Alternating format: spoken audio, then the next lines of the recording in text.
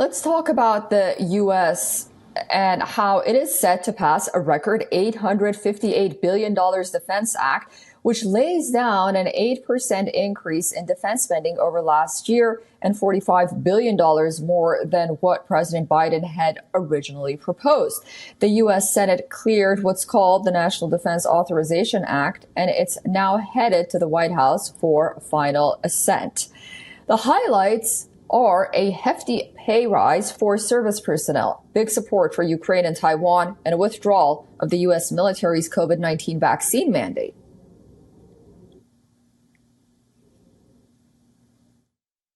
On this vote, the yeas are 83, the nays are 11. The 60-vote threshold having been achieved, the motion to concur in the James M. Inhofe National Defense Authorization Act for fiscal year 2023 is agreed to. The increased defense spending will address key challenges faced by the U.S. Armed Forces. First, it will help military personnel deal with inflation. The bill will provide a 4.6% increase in basic military pay for service members. This is the largest pay hike in 20 years. It also increases housing allowances of service members by 2%. It provides relief to low-income military families. Families earning up to 150% of the federal poverty line can access a basic needs allowance. This is up from the earlier 130% threshold. The bill will also create a pilot program to reimburse military families for some childcare costs.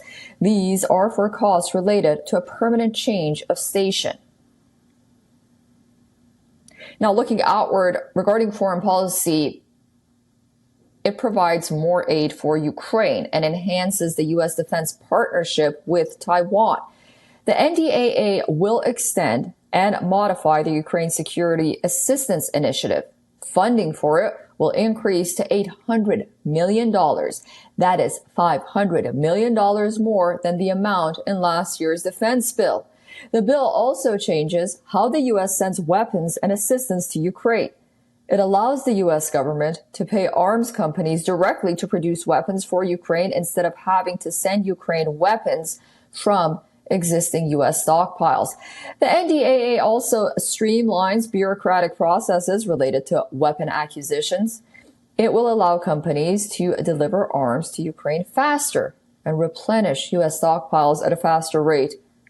Also for Taiwan, the NDAA will establish a defense modernization program. It will authorize up to $10 billion in foreign military financing grants over the next 5 years, make up to $2 billion available in the form of loans. Also, the president will be authorized to give Taiwan up to $2 billion in weapons and munitions. And the Pentagon will be allowed to put weapons in Taiwan in case a conflict with China arises.